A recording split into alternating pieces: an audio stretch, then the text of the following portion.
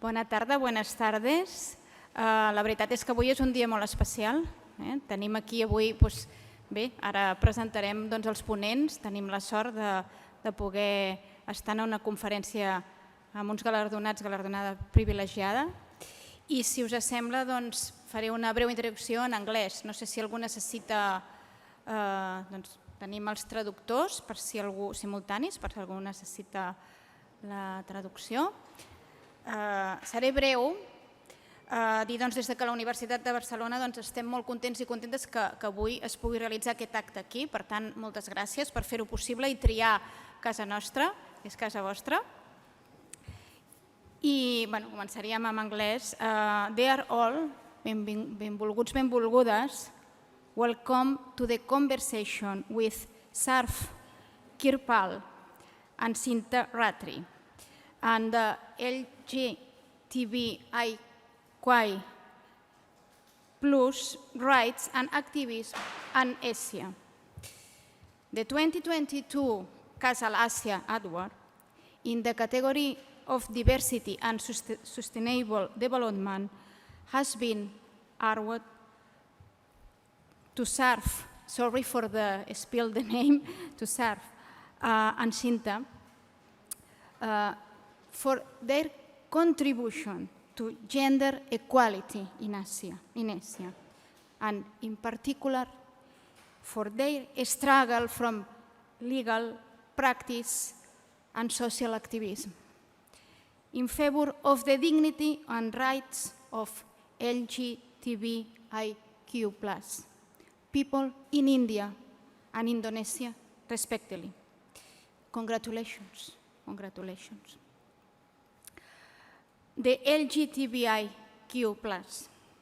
collective is advancing in the struggle for the rights, allow prison, aggression, and humiliation continue to the part of their day-to-day in different areas in the world. Much work to be done, and institutions such as university must participate in progression. Many thanks to everyone who has made this day possible, especially Casa Asia. We hope you enjoy the day. Thank you very much. Thank you.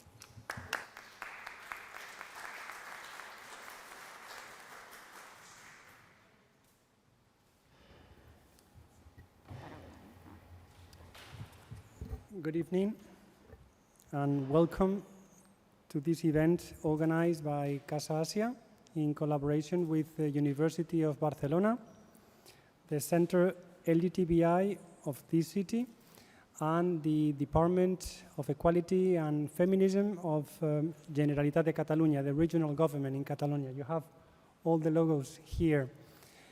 I'm Javier Parrondo, the director of Casa Asia. Casa Asia, you might know, it's a public consortium made up of the Ministry of Foreign Affairs, the regional government of Catalonia, and two city councils, Madrid and Barcelona. And we grant every year the Casa Asia Awards, which recognize the work of people who have excelled in their respective fields. In this particular case, in the field of diversity and sustainable development. Thank you, Shinta. Thank you, Saurabh, for being here with us. It's a great pleasure to host you in Barcelona, to have you here among us, and to highlight your work, your example of life in these last few years, and the fight that we also share. Congratulations for this prize. Thank you also, University of Barcelona, for hosting this event, for all the institutions which are supporting us, and to the moderators as well. Our good friend, Cristobal, he was the one responsible for all this because he submitted one of the candidacies, that of the Saurabh, who was finally selected by the jury. So thank you, Cristobal, for being here with us. This session is being recorded. So apart from the people who are following us here, there are many more people online following us through our web page and social media. And sometimes it's not a question of how much people we manage to gather, but the network we create. And hopefully, with this session and the one tomorrow, we will be able to create these networks between Saurabh, Shinta, and their counterparts in Spain. In the last few months, since the beginning of the pandemic, Casa Asia has done a tremendous effort to be very active online, and the response has been very positive. We have increased our number of followers. We have been present in all over Spain, not only in Madrid and Barcelona, where we are located. So thank you to those of you who are here physically, and thank you to those who are following us online, because we are we really appreciate this response. I also want to be very brief. Saurabh, Cristobal will introduce them, but it's a lawyer who have been instrumental in decriminalizing same-sex partnerships, marriages in India.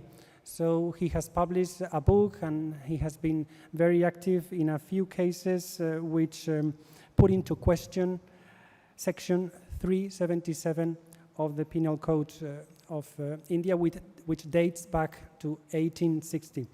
And Shinta has also played a very remarkable role in Yogyakarta, which is somehow the cultural capital of Indonesia, the second or one of the biggest cities after Jakarta, in creating a space which is safe for the trans communities. Because some of them want to attend the religious gatherings, but they are sometimes rejected by both men and women. So she created a space in which the trans communities can gather together and create personal links. So that's all from my side. Raúl, Montse, thank you so much for accompanying us. And Raúl, you have the floor.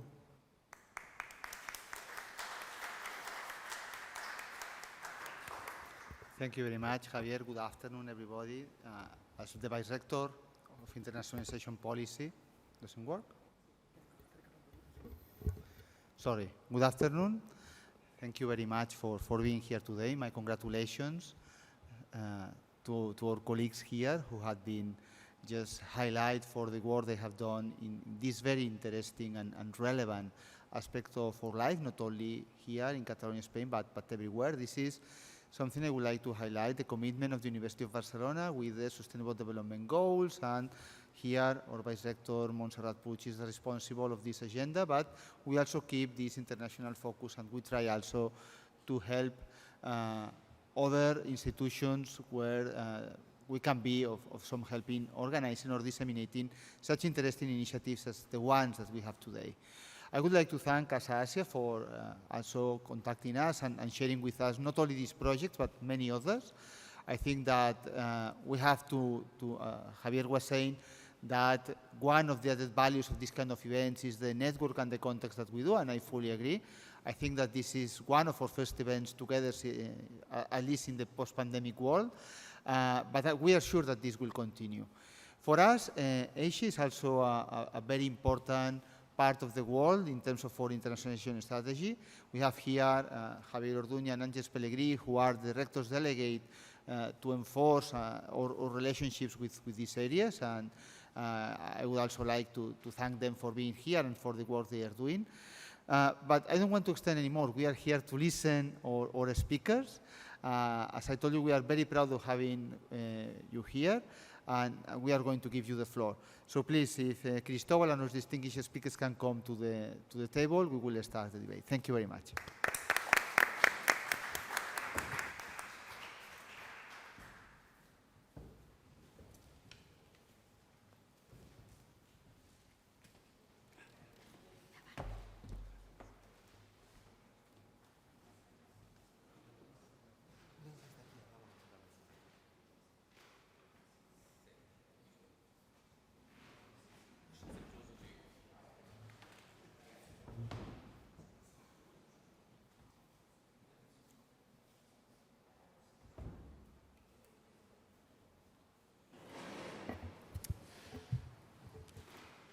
So thank you, everyone.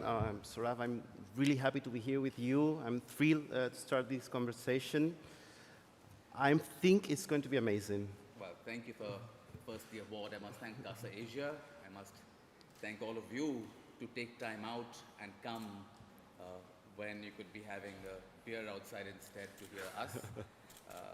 And thank you, Cristobal, for taking the time to interview me. Let's hope it's fun. My pleasure. I would like to thank the University of Barcelona for hosting us today in this amazing chapel. Also, I would like to thank Casa Asia for organizing this event and for being a very dynamic, a very committed an institution that has made a lot of effort to bring together Asia and Spain. And you have done a wonderful job, Javier, that is the director, and also to the team that has made this event possible. Two extraordinary women, Gael, Elvira, but I know there is many people behind this event. Thank you to all of you for making it possible. And finally, thank you to Shinta and to Saurabh for being here with us, for accepting the invitation, and for sharing with us your knowledge, your wisdom, your experiences, and your life. We are really eager to listen to you today. And finally, this is Cristobal Alvear. I'm going to be the host, the moderator today. A little bit about myself. I've been living in Asia for almost 15 years, in India and Pakistan, and also now in Malaysia. I am a legal advisor and an institutional counselor. But I'm also a professor of constitutional law, and my field of expertise is constitutionalism and gender in Asia, with a special focus on gender and sexually diverse people. That I guess is the reason that I'm here today, moderating this session. And just a little bit of heads up of what is going to happen today. We are going to have a one-to-one conversation, Saurabh and myself, for 30 minutes. Then we will follow with Shinta, also one-to-one conversation for 30 minutes. And then we will open the floor to the audience if someone wants to make a question or contribute to the dialogue. And that's all. So, Saurabh, namaste. Welcome to Barcelona. And Javier has said a few words about Saurabh's profile. Just for you to know, so Saurabh read law in Oxford University. Then he did his master's degrees at Cambridge University, and after a short period in Switzerland, working at United Nations, he moved back to India, where he's from, and he has been an advocate before the Delhi High Court and the Supreme Court for more than 20 years. And as Javier said, and I love the word he used, he has been instrumental of making possible the decriminalization of homosexual sex, of same-sex relations in India, thanks to the Navtej Singh Yoha, the 377 judgment of 2018. Correct. But Saurabh is, of course, more than that. He has been living an openly gay life in India, even when it was criminalized to be gay. And also he has edited a book, Sex and the Supreme Court, how the law is upholding the dignity of the Indian citizen, if I'm not mistaken. You have an excellent memory. I don't remember it. So it's a very nice book about the relationship between the Supreme Court, sex and gender and sexuality, and all the judgments. Right. And all the things the Supreme Court has done to transform the Constitution to make a space for gender and sexually diverse people. So thank you, Saurabh, to be here. And to start with this conversation, Saurabh, I would like to know, you are a lawyer. You said in your Twitter account that you are an accidental activist.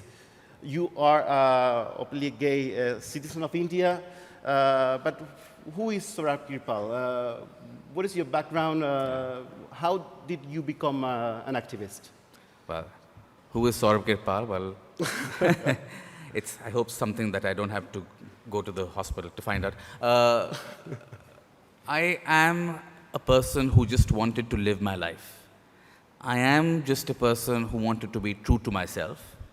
I was a lawyer. I read commercial law. I did practice. I earned money.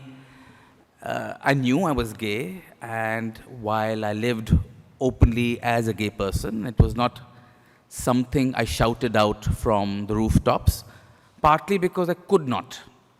Because in India, as Cristobal said, that if you were a gay person, you faced the threat of criminal sanction, because the law made homosexuality a crime.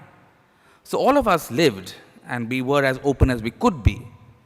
But you couldn't really fulfill your entire needs, wants, desires, just to live your own life. And that is when the litigation started, the case started in the constitutional courts to decriminalize homosexuality, which is recognition of the fact that two people could simply sleep with each other without worrying that they'll go to jail. It seems like a small thing, but it had tremendous impact on our lives. So really, when I was seeing that matter being filed initially in court, is when I felt as though I was part of a system. I was invested in that system. I was a lawyer who used to appear before these judges every day. And yet, it was as though the courts were blind to my existence, to existence of the entire queer community. There was a complete veil of ignorance on knowledge on the part of the powers that be. So I felt compelled to actually start the litigation. And me, along with a team of other lawyers, we all decided that we will file this case and we will fight it all the way through, ultimately to the Supreme Court, where in 2018 there was an excellent judgment which finally read down the Section 377 of the Penal Code, and I'm glad to know that I am no longer a criminal often. But Saurabh, did you feel like a criminal in India before the decriminalization? How was your position within society, within your family, within your friends? Well, speaking of myself, no, I did not feel like a criminal, because who feels like a criminal? You know, I think even someone in prison doesn't feel like a criminal. But it's a question of what the statement of the law has an impact on your own psyche. It defines you as a person, right? It makes you feel as though you are not fully a citizen of India or fully a human being. Why a citizen of India?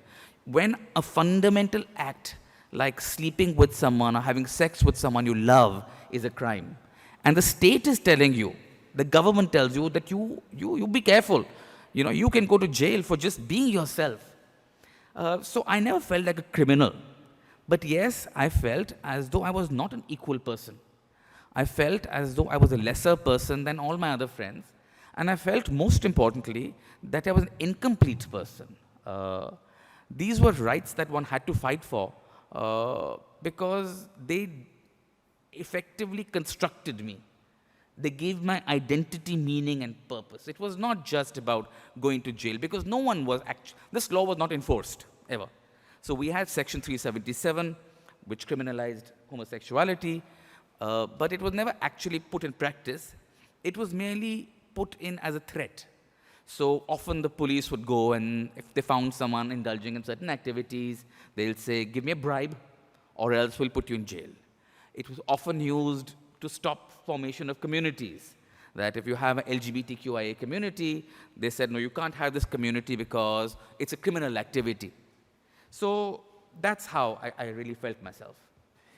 And then in 2009, you have this attempt for decriminalization, thanks to this landmark judgment by the Delhi High Court. But unfortunately, the Supreme Court overruled this judgment in 2014. 13, sorry. Why did it happen?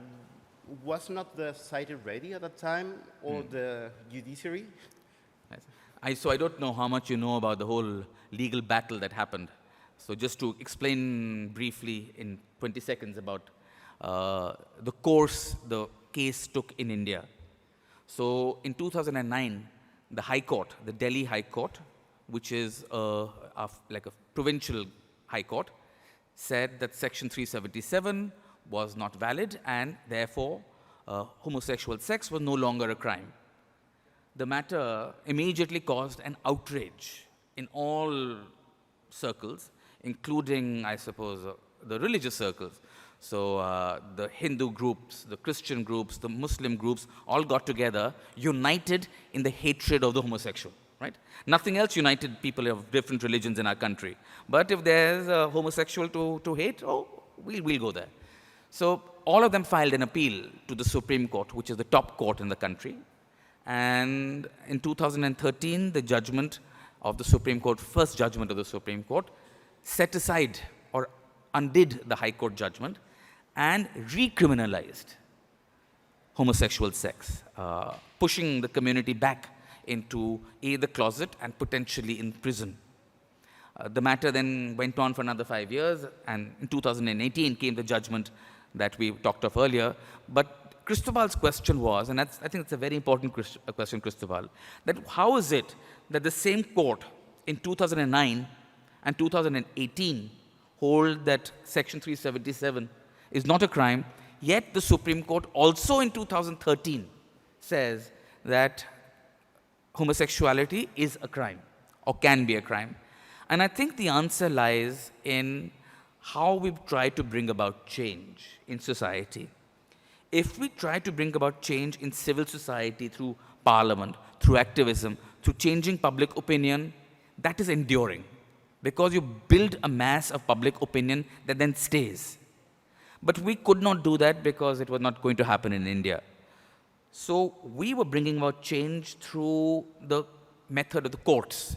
So you appeal to the conscience of the judges to say that surely you have to abide by what the constitutional principles are, what the morality of the Constitution is. And of course, in that, you run a risk, because the Supreme Court is not just a court. It's a court where there are judges. And 3 judges will think one way, another 3 will think another way. So in 2013, we were unlucky. We got 2 men who heard the case, very conservative. They came from small towns and obviously were closet homophobes and decided to recriminalize homosexuality. So I think it was first people, those 2 people. Bad luck. Bad luck. But then you had another chance, and you start with this creative petition for overturn this review judgment, and you were part. As Javier said, you were instrumental in this judgment. What do you remember of those hearings before the court? Yes. What do you remember of standing for your community, for yourself, for your rights? How was it?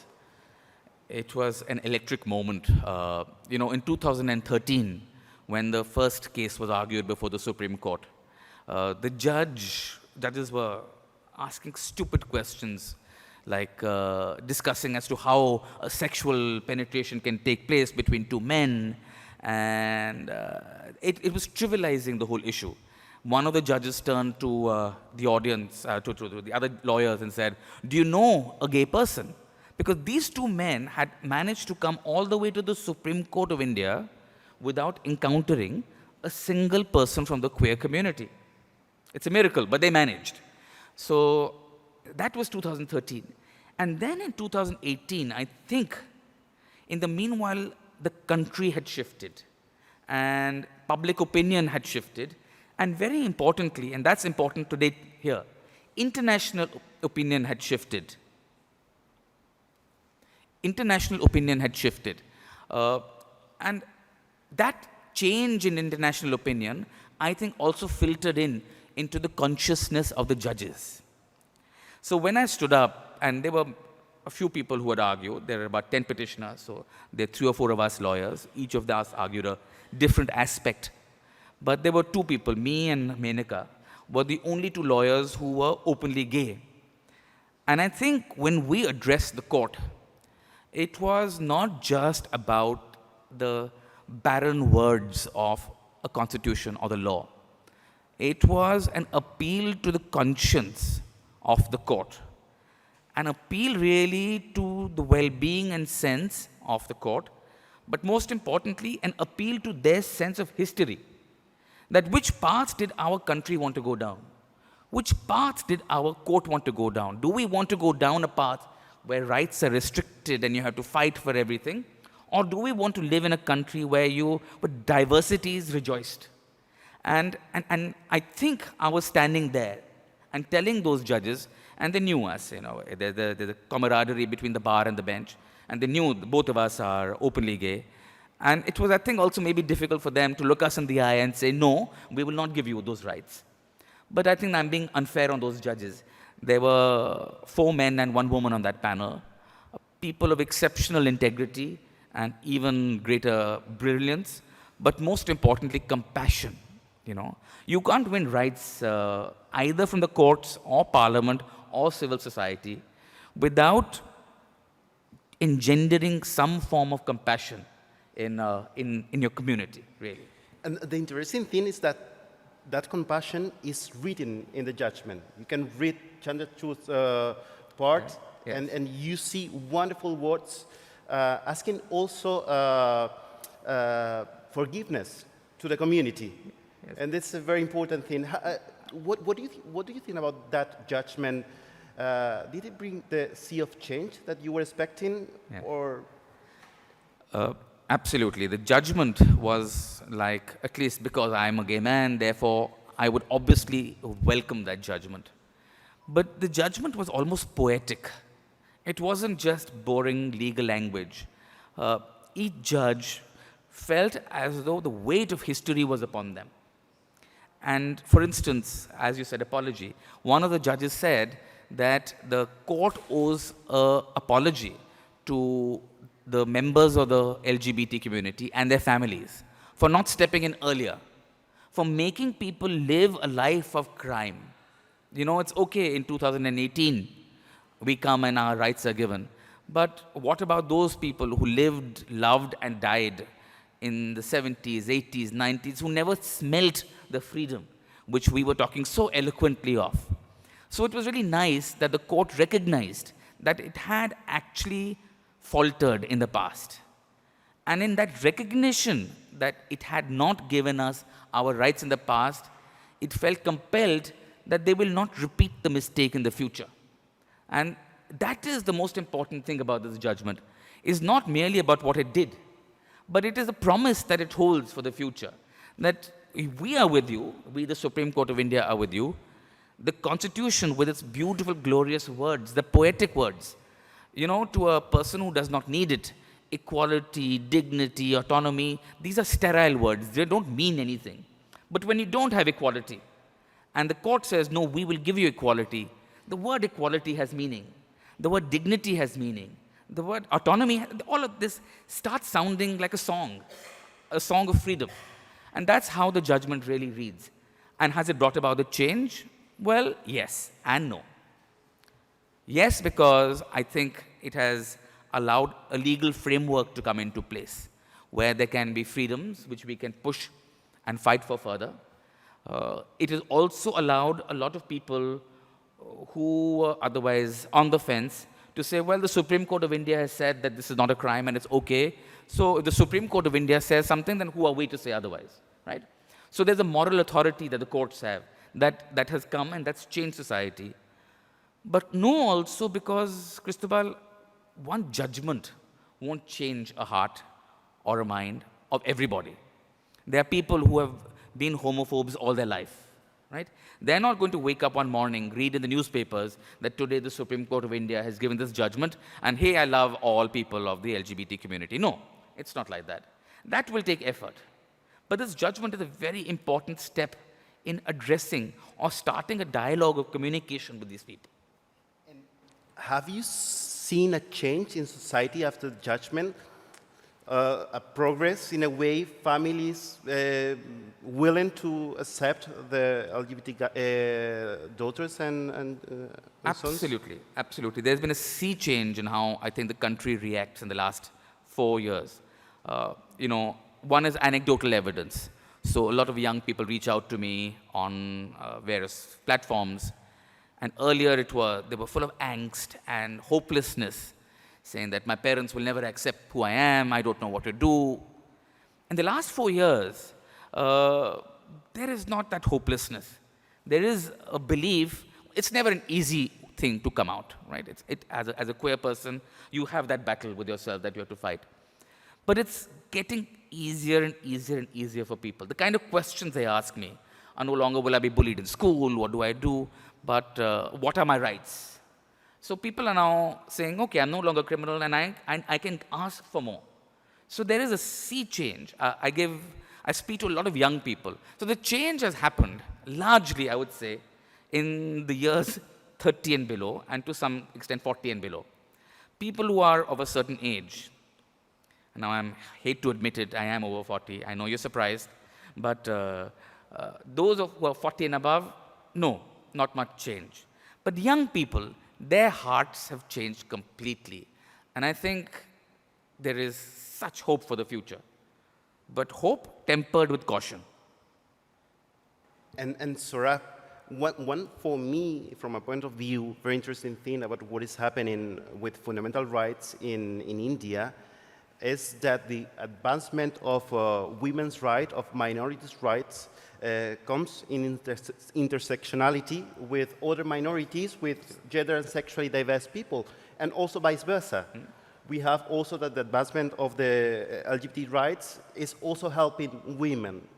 That here in Europe, we are listening other sort of speeches more related to a clash of rights rather than working together.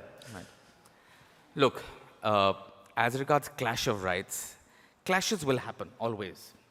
Clashes will happen within even a most insular group of people, because people are different.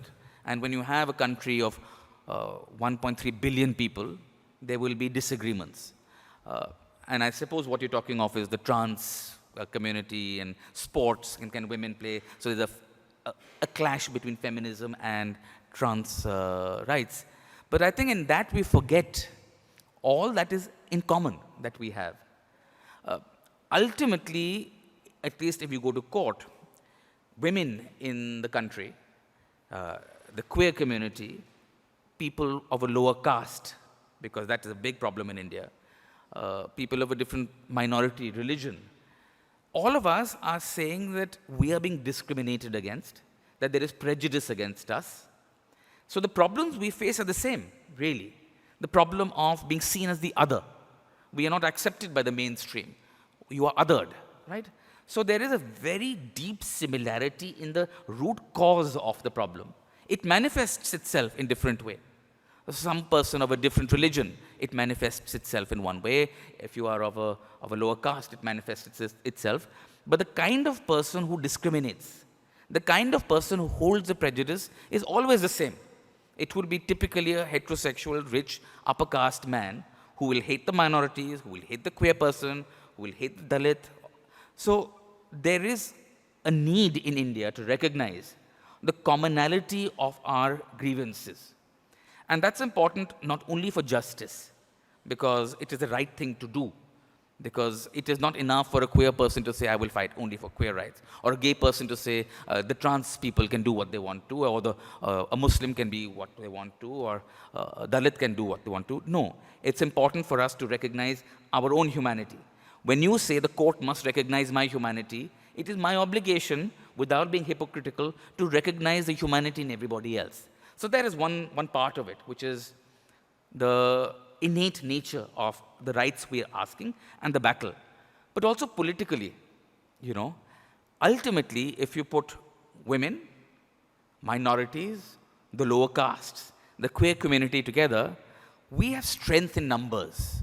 So we come together, it won't be a battle fought only in courts, but it can also be a battle fought on the ballot box, in votes. If you have numbers with you, change is easier. So it's important.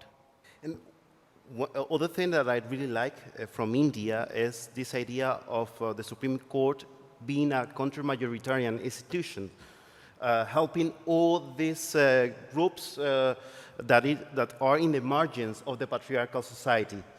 Do you see yourself, the Supreme Court of India, as a counter-majoritarian institution? See, in my view, a true democracy is not a majority. You can never have rights which will be safe. So obviously you need an institution like the Supreme Court to preserve a fundamental rights which will inevitably be contrary to that what a majority wants. So if you as a society value fundamental rights or individual rights, you have to have some mechanism which is counter-majoritarian, which stands up for the rights of the minority or sometimes the majority. Now, when the Supreme Court stands up for women's rights, right, it's not a counter-majoritarian institution at all, because the majority of the population is women, but it is standing up for rights. So, yes, I see the court as counter-majoritarian. It is not bound by what the larger people think. But more than that, I see the court as a custodian of freedoms and liberties. It is a guarantor, because Parliament cannot be trusted. Public opinion cannot be trusted always to do the right thing. So therefore, we need the court to step in, that even when the people in power no longer think, it is their responsibility to step in and give those rights. Now, of course, there's danger in that, Cristobal. As happened in 2013, we had those two judges who said, no, you don't have these rights. But we have no option but to place our faith in this institution. And is your faith strong enough to believe that in a few years the Supreme Court will legalize the same-sex marriage? What are your views about it? Look, we filed a case for recognition of marriage equality, and we don't, as lawyers, file cases if we think we are going to lose them. That's a bad lawyer. So we filed this case thinking we have an even chance of winning this case, partly because I think the law is on our side. After the judgment of 2018, the legal principles that have been laid down, it's clear to me that really same-sex marriage has to be permitted and marriage equality has to come in. But I think it's also we are appealing, as I said, to the judge's sense of history. We are asking them today that, look, countries across the world are going in one particular way. Do you want to go with those countries which are, okay, to some extent or lesser, democratic and legitimate, or do you want to go down and be compared to countries where no right is safe? So we are appealing to the conscience of the judges. I'm hopeful. How long it will take, I cannot say, but hopefully long enough, short enough. And Saurabh, just the last question before moving to Shinta. I would like to know, going back to personal, you have been nominee as a justice before the Delhi High Court. Things are slow, to say the least. And my question is, would you say that it's a glass ceiling for LGBT people for getting access for those top positions within the judiciary, the legal world, or maybe within the business sector? I think there is a glass ceiling is a not enough strong word for it. There is virtually no person who is openly gay or lesbian or trans in the public sector, in parliament, in the higher judiciary, in business. No one, nowhere. There is as though queer people don't exist. If you are rich and powerful, you can't be queer. Now, obviously, that is not the reality, right? So we need to change that. Not only because it's you need to reflect society, but you need to create role models, you know. For a young person in a village, to see a person who is a judge in the High Court, who is an openly gay person, the person feels that, yes, maybe I too can become a judge of the High Court. Equally importantly, they can go to their parent, and who the parent is saying that, no, my God, what are you? I mean, you can't be gay, and you must be, and you know, who look down on their children. That child can go and say that, look, it's no longer that bad being a person from an alternative sexuality. Not just me, look, there's a judge of the High Court who's also gay. So that brings about a very positive feel in society. But we have a big problem that there simply are not enough people, or in fact, there's nobody, there's not a single parliamentarian, not one MP today who is an openly gay person. In our Supreme Court and our High Courts, not one judge who is gay. Now that's not something that can continue, and that is why we have to fight to bring about the change. Thank you so much, Saurabh, and thank you for being instrumental for the advancement of the LGBT rights in India. We will move now to the conversation one-to-one with Shinta, and then we will welcome back Saurabh for the dialogue with the audience. Sure. Thank you.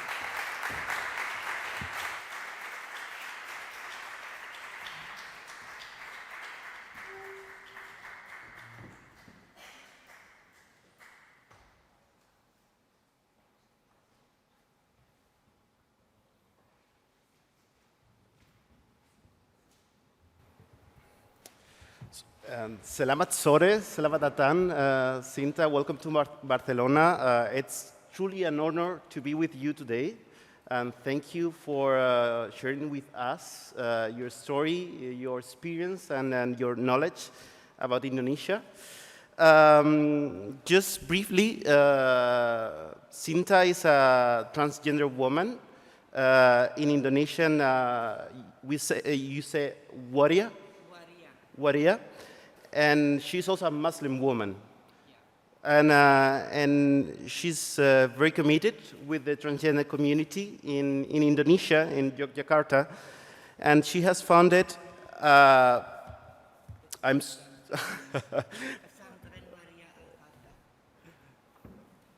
boarding school for transgender people in Yogyakarta. And she has been very successful, helping transgender women in her town, despite all the challenges and all the adversities she has faced.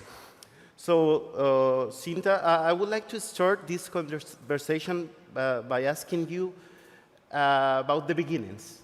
How was your youth? How was your life being a transgender woman in Indonesia? Bagaimana kehidupan ibu sebelumnya, sebelum menjadi sebagai waria di Indonesia?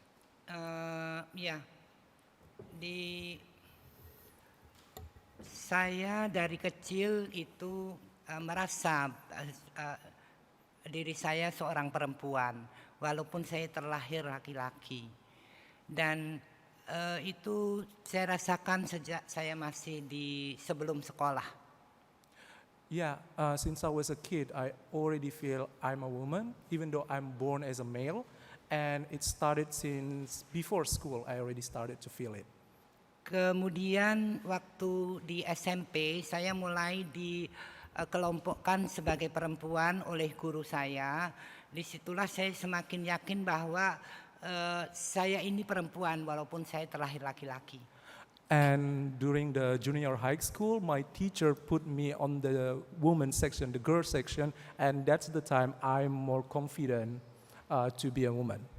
Ya, di sanalah saya mulai mengidentifikasikan saya sebagai perempuan sampai saya di SMA, lalu kemudian di universitas, saya di Fakultas Biologi sampai selesai. Nah, pada waktu saya kuliah inilah saya mulai membuat organisasi untuk kawan-kawan waria. That's the time I identified myself as a woman, and then after that, after this high school, I continued study in the university. I choose as a biology, and during that time in university, I started this organization. Waktu itu tahun 1982. Isu organisasi masih di dalam kesenian dan olahraga. Belum ada isu kesehatan, belum ada isu HIV, bahkan juga belum sampai ke hak-hak kita melakukan ibadah.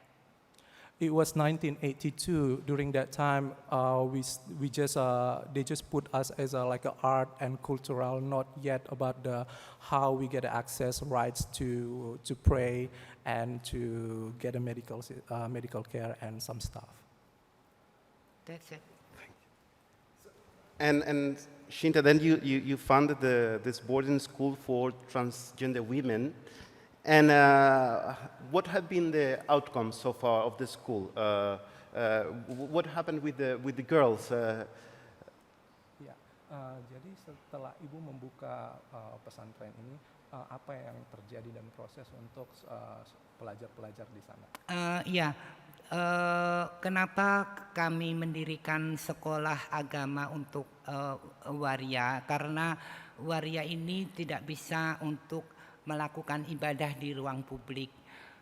Kemudian kami mendirikan sekolah ini untuk memberikan layanan buat kawan-kawan bisa beribadah, bisa belajar agama. Itu. Yeah, why I created and opened this boarding school for a transgender woman, especially for a Muslim transgender woman, because we cannot get access to pray in the public mosque. That's why I created this, so we are more comfortable to pray together. Di sana di masjid itu dibedakan antara laki-laki dan perempuan, sehingga waria kan kebingungan mau di laki-laki apa mau di perempuan. Disitulah kemudian menjadi problem.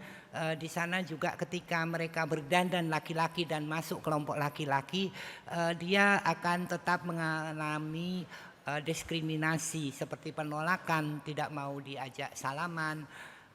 Akhirnya semua waria baik di Indonesia ataupun di Malaysia itu sholat sendiri di rumah, tidak mengakses masjid. Yes, at the public mosque in general, they separated of women and men, and the transgender woman in Indonesia couldn't come to the mosque because they're confused either if we go to the men's section or the women's section. Even though you go to men's section, they don't want to touch you or they're against you to come with them. That's why, even though in Malaysia somehow, that's why they pray by their own selves at their own house. Jadi kemudian disinilah kami bisa belajar agama, bisa mempraktekkan secara bersama-sama untuk melakukan ibadah. Ini artinya kemudian kami bisa meraih hak untuk ibadah. Bahkan tahun yang lalu kami membuatkan kawan-kawan waria Kristen untuk bisa beribadah juga di dalam kelompok yang lain. Kalau di dalam kelompok Islam ini ada 62, di kelompok Kristen ada 20 orang yang dibimbing oleh gereja lokal di sana. Yes, we do some activities like to learn the religion, to read Quran, and also in our place, in our school, we created also for transgender women, the Christian transgender women, so it can be balanced and fair enough. So it's also supported by the local church and the University of Christian in Yogyakarta. Yeah. Thank you so much. By the way, I didn't introduce Jonathan Brown, that is the interpreter today, and he has been linked with Shinta for a long time, and he was part of the documentary a Spanish director made about Shinta, right? Yes, Ana Gonzalez. Yeah. Thank you very much. Thank you. And so, as I said before, Shinta, you have faced many challenges, mainly from very Islamic groups. And can you explain a little bit about how did you face them and how did you answer to their demands to shut down the school? Jadi Bu, dalam proses ini udah banyak ada kriminalisasi, ada banyak tantangan dari berbagai pihak. Boleh Ibu jelaskan akan ini? Iya, di akhir tahun 2015 itu Amerika melegalkan same-sex marriage. Nah, isu ini kemudian dibawa ke Indonesia bahwa LGBT Indonesia akan juga menuntut pelegalan perkawinan sejenis. Itulah kemudian seluruh warga Indonesia kemudian seperti didorong untuk membenci LGBT. Ketika isu LGBT itu naik, waria akan selalu menjadi korban, dan korban itu jatuh kepada kami sebagai sekolah Islam yang kemudian dipaksa tutup. It started by the end of the 2015 when the Supreme Court in the United States legalized the same-sex marriage, and its effect to Indonesia and people in Indonesia, it's getting scared. It will be legalized as well in Indonesia, and they're really angry with that, and and transgender women in Indonesia is the really have a huge impact and affected by this, and that's why it started. There is a attack to the school during the early 2016. It was February 2016. Yes. Iya, orang-orang tidak bisa menemukan gay, lesbian ataupun biseksual di mana-mana. Akhirnya yang menjadi korban itu waria di seluruh Indonesia. Ada yang diusir dari rumah, ada yang dari ketika bekerja baru nyebrang jalan itu sengaja ditabrak, seperti itu. Pada waktu itu waria mengalami semacam chaos. Nah, akhirnya dari sinilah kita melakukan penguatan, mencari dukungan kepada lembaga pemerintah seperti DPR RI. Jadi saya ke Senayan Jakarta, kemudian ke Komnas HAM, kemudian kita mendatangi tokoh-tokoh agama. Disitulah kemudian ada seperti seruan untuk menghentikan kekerasan, sehingga kami dapat kemudian bersekolah lagi setelah 4 bulan tutup. So yeah, during that time, because it was a hysteria, people hate the transgender community. For example, people purposely hit transgender women in the street, or they get fired immediately from the office, and also violence attack. And that's why they closed the school during that time, and they get outcasted from their own families. And February 2015, we closed the school, and then we are looking for support from the government, from the local powerful people, cultural people, and then we reopen it June 2016 again. And I think it will be very interesting for us to know your views in the relationship between Islam and transgender people. What do you think is the position of transgender people within the Quran? What do you think the Quran says about transgender people? Iya, di Quran itu ada dikatakan di sana bahwa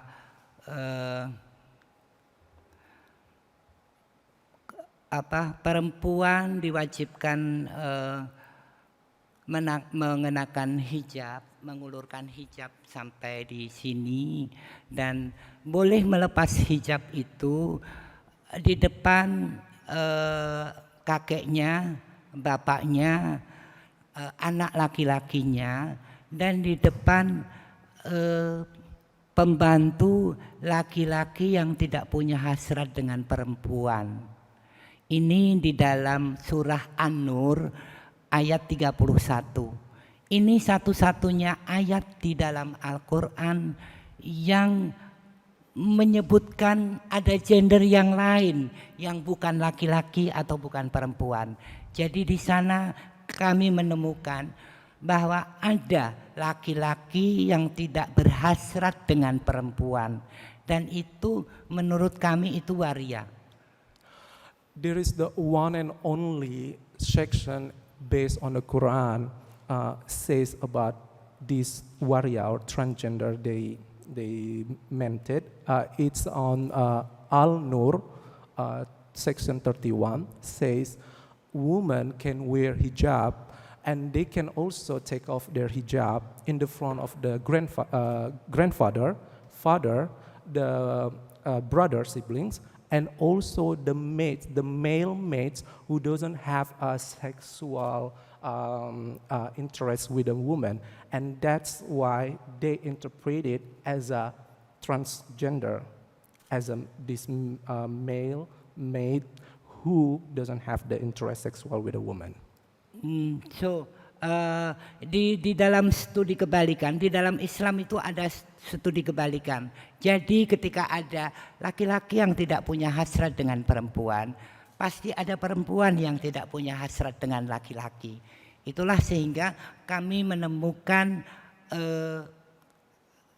deviasi, identifikasi gender selain laki-laki dan perempuan.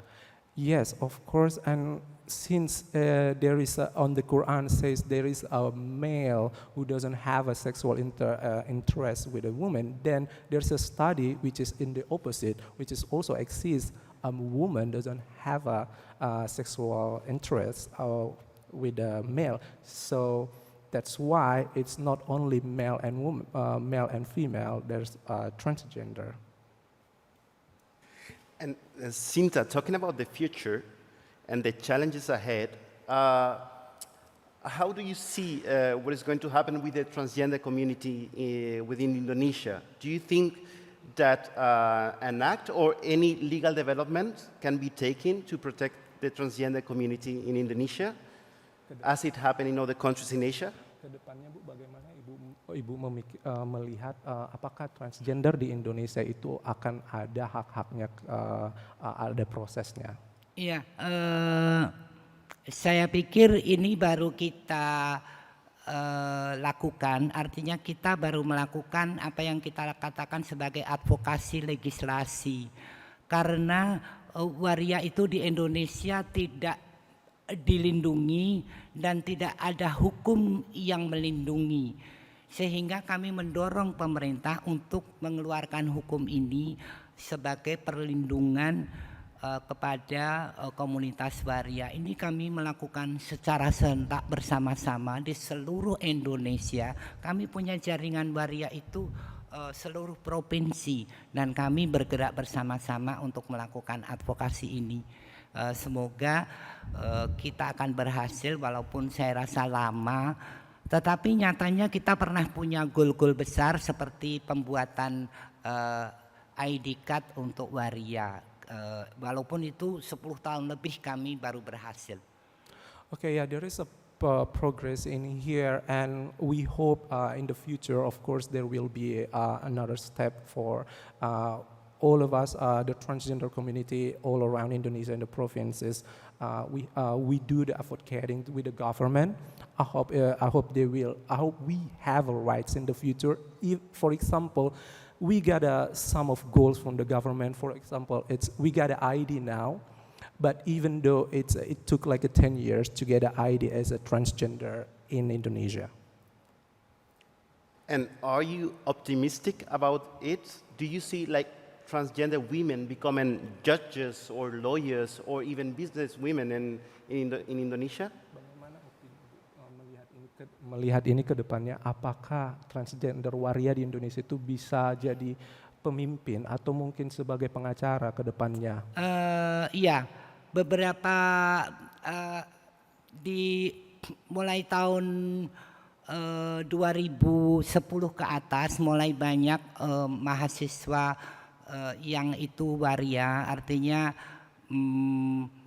kedepannya banyak profesi-profesi yang dipegang oleh waria. Walaupun secara legal mereka tidak bisa diterima bekerja dengan identitas waria. Inilah yang sesungguhnya menyedihkan. Tetapi banyak institusi yang non pemerintah yang kemudian mempekerjakan waria dengan profesi yang baik. Yes, of course. After 2010, so many now the young generation became more open as a transgender, and they went to the universities. And I hope in the future they will be as a lawyer, in the government. Even though it's difficult to find a job, but a non-government institution hire them. Some of them now there is a step. Thank you so much, Shinta, for sharing with us your story, your knowledge and your wisdom, and congratulations for your excellent work you are doing in Indonesia. We are going to welcome back Saurabh.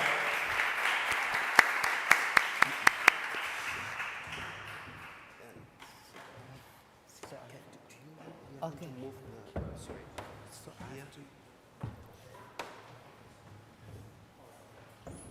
And they're coming for an extra chair. Yeah, they're coming.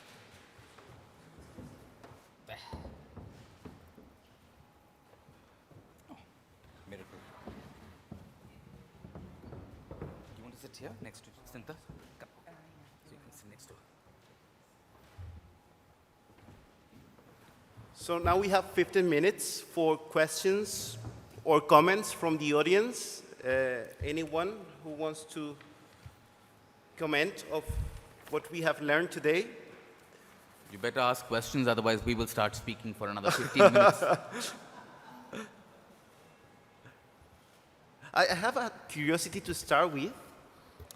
Do you identify yourself with the LGBTIQA+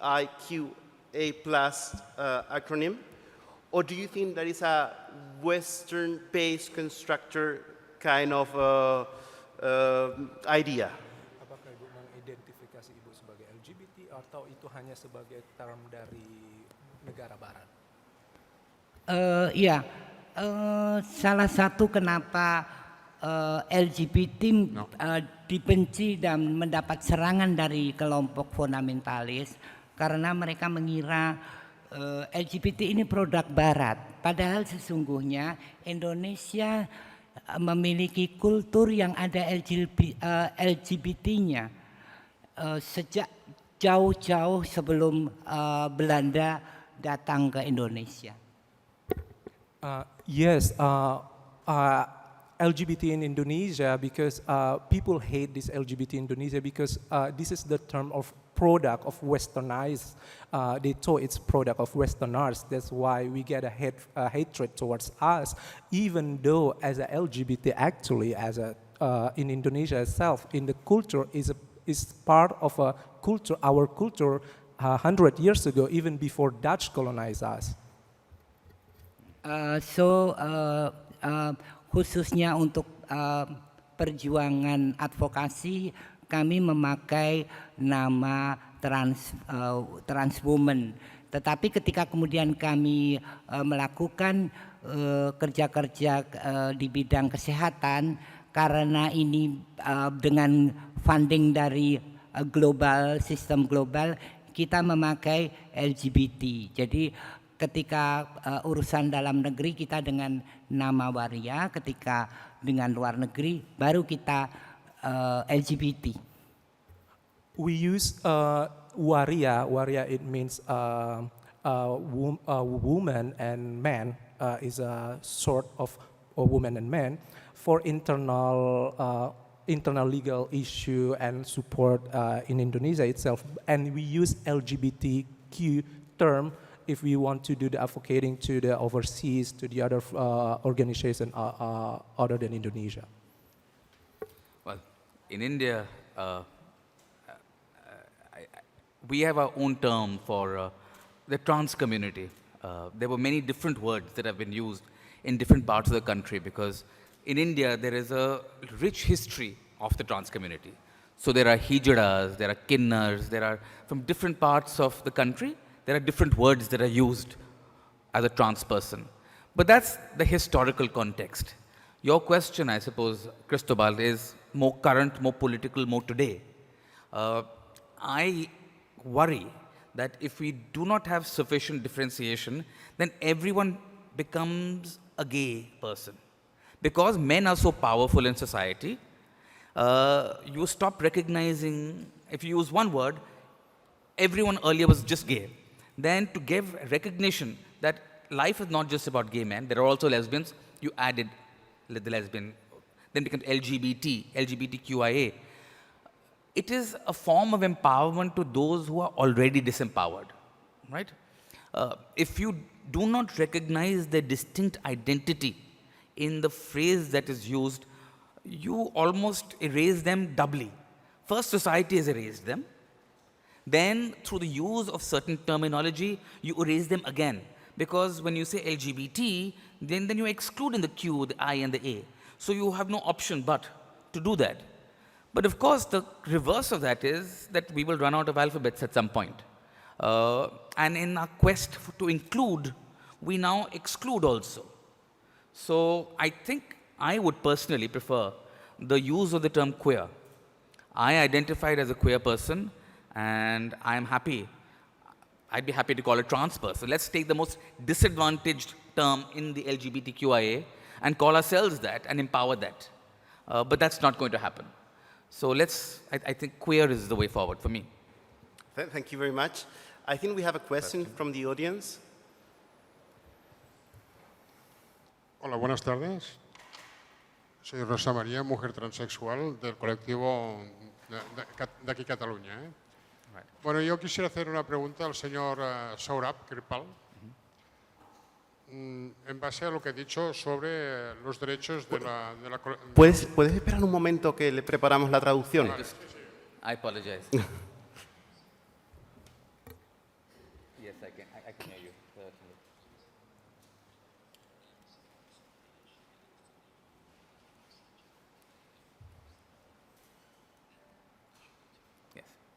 ¿Ya? ¿Sí? Vale. Pues mi reflexión sería la siguiente. Usted ha hablado perfectamente de lo que son los colectivos LGTBIQA++, todas las siglas que habidas y por haber, en lo que es en el contexto de la zona de la India donde usted vive, que me imagino que debe ser por Delhi, me imagino. Pero yo quisiera hacer un inciso en el tema que ha hablado antes usted sobre las castas y la problemática de todo el colectivo LGTBIQ+, o lo que sea. Resulta que las castas más altas, las que tienen más poder, las castas que tienen educación, las castas que tienen la riqueza de la India en sí, estas están más protegidas por la ley y saben cómo sortear la ley. Las castas inferiores, como usted dice, no tienen esta suerte y si pertenecen a estos colectivos pueden ser maltratados, incluso vilipendiados. De todas formas, también quisiera poner un inciso que también me imagino que en la India sería en zonas geográficas. Por ejemplo, lo que es en el tema del Gujarat, es muy frecuente ver hombres cogidos de la mano paseando por la calle sin ningún tipo de problema. Allí hay un respeto absoluto y el 50% de la población del Gujarat es musulmana. Entonces, y se lo digo porque he viajado mucho al Gujarat, por eso se lo digo. Entonces, el tema es el siguiente. Incluso en Mumbai han establecido un festival de cine internacional que es el Kashish, que es uno de los 5 o 10 festivales más importantes del mundo. Nosotros, en nuestra asociación, grabamos un documental que fue nominado en el Kashish. No ganó porque, evidentemente, se presentaron documentales mucho mejores. Y realmente fue un orgullo ver que en esta parte de la India pues hay una gran comunidad LGTBIQ+, que vive aparentemente con libertad. Y de la gente que yo estuve hablando con ellos en la presentación del documental, habían un mínimo de 5 castas distintas. Castas me refiero a estratos sociales. Pues nada más, era por esto. Y de todas formas, también quisiera y aprovecho para felicitar a Shinta por el gran trabajo que está haciendo en Indonesia, cosa que agradezco muchísimo la presencia aquí en Barcelona. Gracias. Do you want to make any comment, Saurabh? I'll make a quick comment on that. I think you explained the problem and in your question itself. In a country of 1.3 billion people, we don't expect the trans community to be same everywhere. We do not expect the LGBTQIA community everywhere. But you are right. The one thing which is common across India is caste.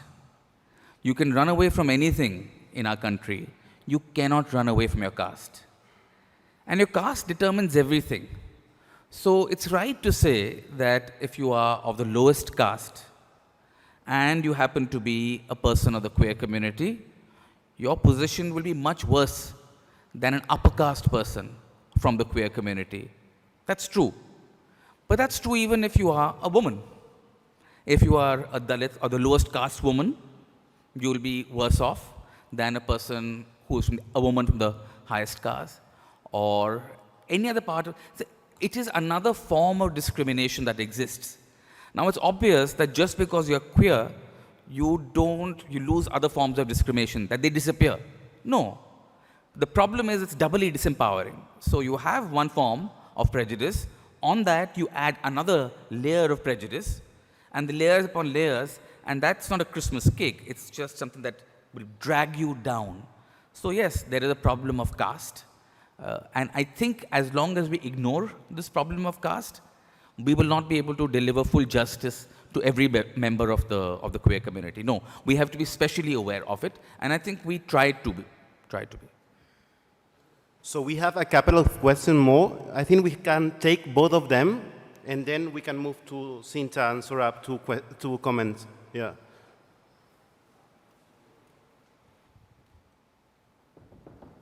Hola, buenas tardes. Quería preguntarle a ambos ponentes, sobre llevarlo al territorio de los derechos humanos. ¿Cómo en realidad podemos internacionalizar esta lucha que cada uno de vosotros tenéis desde el punto de vista de los derechos humanos y desde el punto de vista, por ejemplo, en el caso de Shinta, con respecto al derecho a la creencia? ¿Ya?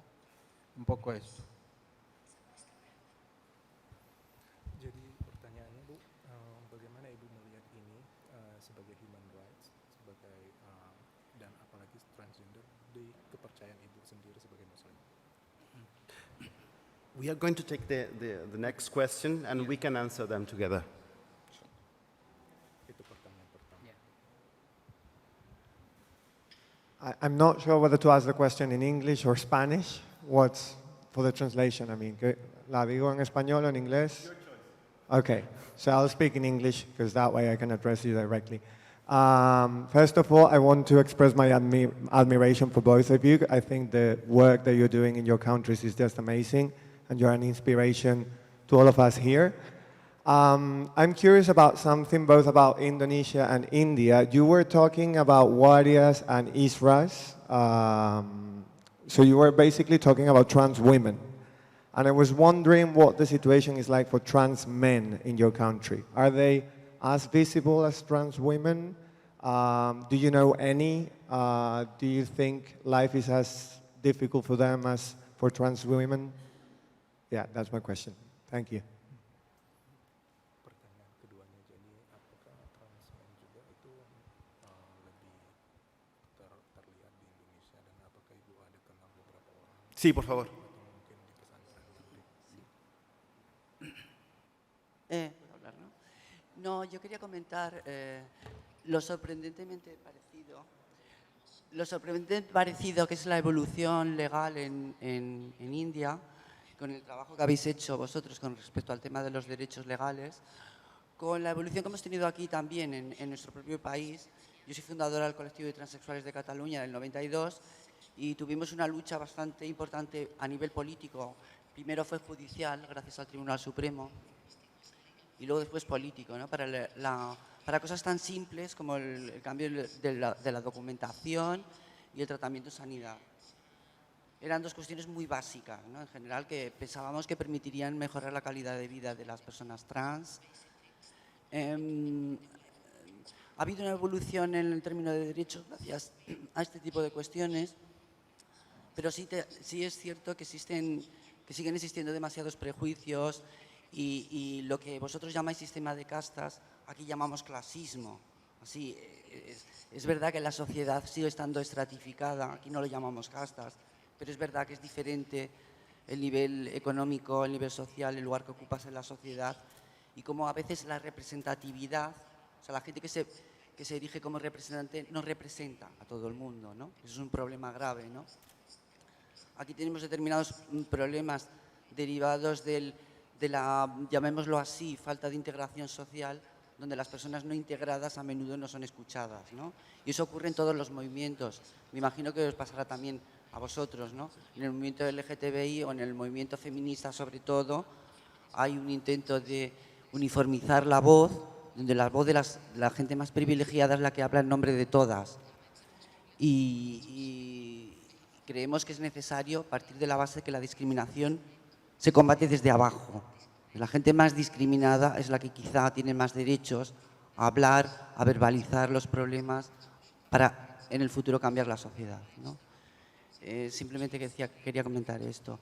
Y respecto a Shinta, hombre, me ha llamado la atención la vinculación transexualidad, transgenerismo con religión, porque sí que es verdad que las religiones han sido siempre muy hostiles a la cuestión trans, no solo a la cuestión trans, el tema de la mujer, el tema de la orientación sexual. Aquí tuvimos mucha represión en nuestro país gracias a una dictadura, al vínculo religión-dictadura, tuvimos bastante discriminación. Eso ha quedado, creo, bastante atrás, pero todavía sigue vigente en la sociedad, gran parte, a la hora de oponerse a los derechos en general. Nada más, simplemente quería comentar esto. Gracias. Muchas gracias. If you want to comment on the 3 questions and also doing any kind of ending comment to this conference would be great. We can start with you. Pertanyaan pertama masih masih ya tentang kedua juga pertama itu dia bagaimana yang ketiga ketiga dia cuma kasih komen tentang terima kasih itu karena sebagai waria dan agama. In English we say beauty goes before youth, so we'll let Shinta go first. Pertanyaan pertama itu bagaimana? Ya, Oke, baik. Terima kasih. Thank you, sister. Saya akan menjawab pertanyaan pertama, bagaimana kemudian Islam dan human right itu bersandingan. Kita tahu bahwa Islam adalah agama yang rahmatan lil alamin. Itu kita percaya, kita pegang bahwa Islam is a blessing all of the world. Itulah kenapa kita selalu punya hanya memiliki berita-berita yang baik, seperti kita menghargai perempuan, seperti kita mendidik anak yang baik.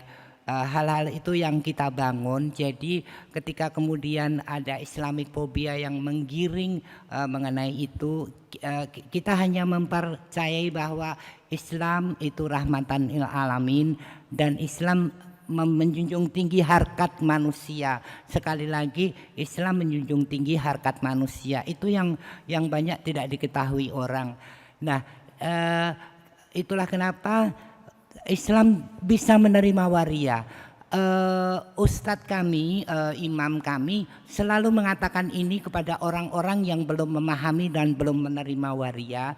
Jadi kami berdekatan dengan ulama ini, kita menggunakan mereka sebagai corong kampanye tentang hal-hal baik ini, bahwa Islam menerima waria karena Islam memuliakan manusia, karena Islam adalah agama yang rahmatan lil alamin. Yes, as a human rights and activist, and also as a transgender, and as a Muslim itself, my religion, we have to be work together.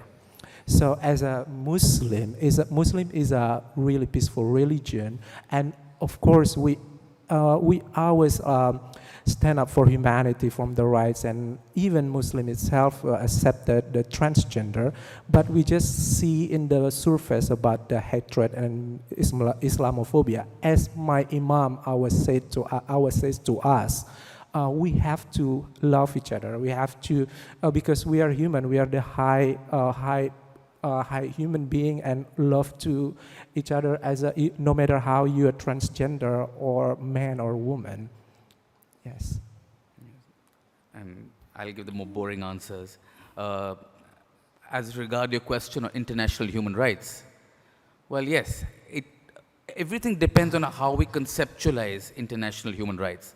Historically, individual rights came in the 50s with the ICCPR and the various other conventions. But rights of the queer community, we have never seen part of it. You say that, but even women's rights were not seen as human rights. It's only in sido in 1995, for the first time, when they had the Convention of Elimination of Discrimination of All Forms Against Women in China, that you started seeing human rights of individuals as also international human rights. And the reason is very clear, because international sphere deals itself with interactions between states. So how is it that suddenly an international regime will empower individuals? But I think that was obviously a very narrow or shallow way of looking at human rights. So that changed for women in 1995 when sido came. The fight for queer rights as international human rights has been that much more difficult, right? Because, of course, the two sources of international law are either treaty or custom. Custom means, is there a consensus in the countries? Clearly, the only consensus that exists in the world is that we hate the queer community, right? So we can't use that legally, really, as a form for protecting internationally human rights. But I think now there is a move increasingly to creatively interpret the ICCPR and the other European Organization of African States and American states, various treaties, to use that. But you know, that is at such a rarefied level that you can have discussions on diplomacy, and that will cause countries to come up and say, yes, I support queer rights, will then generate a backlash in another country saying that you are imposing your morality on us. I think it's more important for each individual country to try to uplift itself and use rights. Now, we can use that language of jurisprudence, of international rights, in a country that accepts it. So in India, when we ask for our rights, we say, look, internationally that is the case. This is international human rights. So we use that as a tool, but that's almost like a political tool that we use, not a legal tool. So international rights is, queer rights is international human rights. A long way to go, I think. It's something that can be used. As of now, its use, I think, is more limited. That brings us to your question on what about trans men? You know, I can give you the good answer and the bad answer. The good answer is that the law, as well as the judgment, and the Transgender Act recognizes men, women, and everything in between as trans community. And every right that is given to a person of any sexuality is specifically given to the trans community, regardless of whether you're a trans man or a trans woman or how you identify. But that's a good answer. In practice, I think that there are hardly any trans men that I know, because if you are a woman in India, you have no power. If you're a woman in most places, you have no power. If you're a woman in India, you already have less power. Then you're a trans person. Your power gets diminished. Then you don't want to, when you come out, you're seen as a fake. So the position of trans men in India is pretty abysmal, really. I barely know one or two. That obviously cannot be because there are no trans men. It's because they don't have the courage or the money or the facility or the ability or the tools which allow you to come out. You know, it's easy for me to come out as a gay man in India because, as the lady said, that I am upper caste. It was easy for me. For a trans man, it's not so easy. So there is a definite problem. And I think sometimes we forget these exceptions and we leave them on the side. And as regards your comment, ultimately, what more can I say other than, yes, I agree with you. That's true. So thank you so much, both of you, and also Jonathan, for an amazing interpretation. It has been a wonderful experience listening to you and your story and your knowledge. And terima kasih, Shinta and Dhanyavad, Saurabh. And I hope you enjoy your stay in Barcelona. And thank you to the audience. I think I was too early saying that the event is ending because we have a question there. Sorry about that. No, no pasa nada. Ha quedado un poco colgada antes y habéis contestado. Y en realidad recoge parte de lo que se ha dicho desde las diferentes posiciones. Yo solo querría lanzar una reflexión colectiva en relación a esta reivindicación que se está haciendo desde los derechos del LGTBI apoyándose mucho en los derechos humanos, que creo que es un recurso legítimo, puesto que ahí no hemos llegado, pero yo creo que ahora, por ejemplo, con el tema del Melilla o continuamente tenemos ecos, tenemos un problema en las democracias occidentales y no occidentales en relación a la conceptualización de los derechos humanos, ¿no? Y esta idea me ha venido pensando un poco en la crítica que hacía nuestra compañera Bea en relación a qué vinculación existiría entre la religión, que ha funcionado siempre como un poder autoritario, y nosotros, supuestamente democracias más laicas, pero el sistema legislativo o legal, Declaración de Derechos Universales Incorporados, también como un sistema autoritario, ¿no?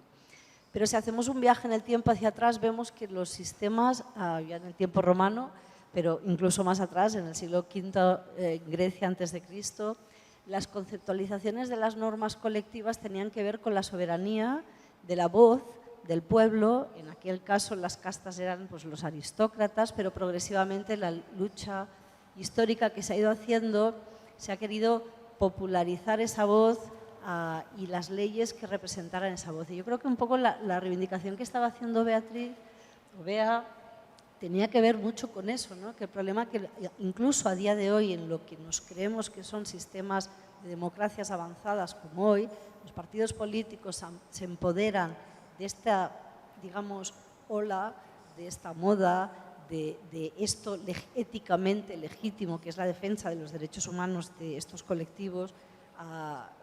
Me preocupa un poco menos, me preocupa el de los homosexuales, pero me preocupa mucho más los de trans porque son menores cuantitativamente, como tú bien has dicho, que solo conozcas alguien en una región como la India, que es enorme, hombre, es una paradoja, porque estoy convencida que debe haber muchísimos, pero sí que son un colectivo mucho más marginal por todo lo que implica, ¿no?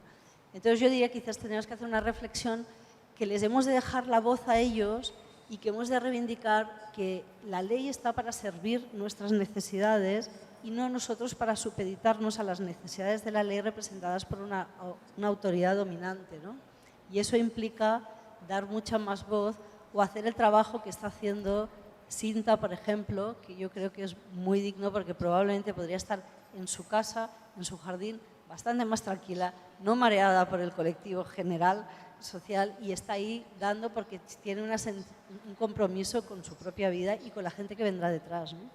Yo creo que la gente que estamos en lugares que tenemos las condiciones de posibilidad de dar la voz a todas ellas, tenemos una obligación moral y simplemente desarrollo. Yo voy a invitar a que la respuesta la hagamos fuera del diálogo, ya para que quien se quiera ir a casa pueda irse a casa y los que quieran seguir debatiendo lo hagamos. So just said that we will follow up with this question one-to-one. So whoever wants to go home, we allow them, because it's Thursday in Barcelona. So thank you so much again, Terima kasih, and thank you to the University of Barcelona and Casa Asia. Thank you very much.